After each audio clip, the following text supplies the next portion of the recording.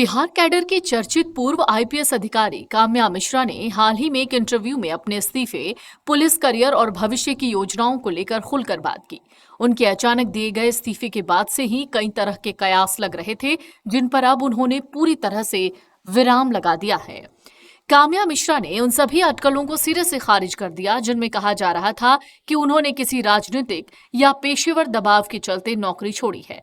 उन्होंने स्पष्ट किया कि उनके इस फैसले के पीछे पूरी तरह से व्यक्तिगत और पारिवारिक जिम्मेदारियां हैं। काम्या ने बताया कि वो अपने माता पिता की इकलौती संतान हैं और अब उन्हें अपने पिता के व्यवसाय में सहयोग करना है। बिहार में अपने कार्यकाल को याद करते हुए काम्या ने चुनौतीपूर्ण भूमिकाओं के अपने अनुभव साझा किए। पटना में सबसे कम उम्र की एएसपी बनने और दरभंगा में काम करने का जिक्र करते हुए उन्होंने कहा कि बिहार पुलिस बल महिला अधिकारियों के प्रति बेहद सहयोगी है। उन्होंने जोर देकर कहा कि यहाँ हाई स्टेक और चुनौतीपूर्ण ऑपरेशंस में महिलाओं को समान अवसर दिए जाते हैं। अपने उस चर्चित वायरल मीम पर भी काम्या ने सफाई दी जिसमें वो प्रदर्शन स्थल पर दिख रही हैं।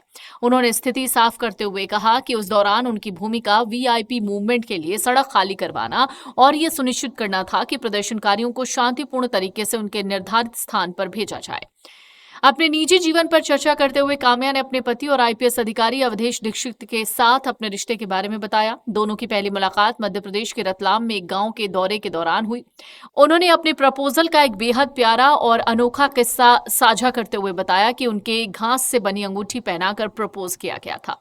सेवा में रहते हुए काम्या ने वंचित वर्ग के बच्चों को पढ़ाने की पहल शुरू की थी। उनका मानना है इस तरह के प्रयासों से पुलिस और समाज के बीच विश्वास कायम करने में मदद मिलती है। भविष्य की योजनाओं के बारे में उन्होंने बताया कि वो पटना में ईस्टर्न नॉलेज सिस्टम पर आधारित एक स्कूल खोलना चाहती हैं। राजनीतिक महत्वाकांक्षाओं के सवाल पर काम्या ने स्पष्ट किया है कि फिलहाल उनकी ऐसी कोई तात्कालिक योजना नहीं है। हालांकि उन्होंने भविष्य में समाज की भलाई के लिए राजनीति में आने की संभावनाओं से पूरी तरह इनकार भी नहीं किया।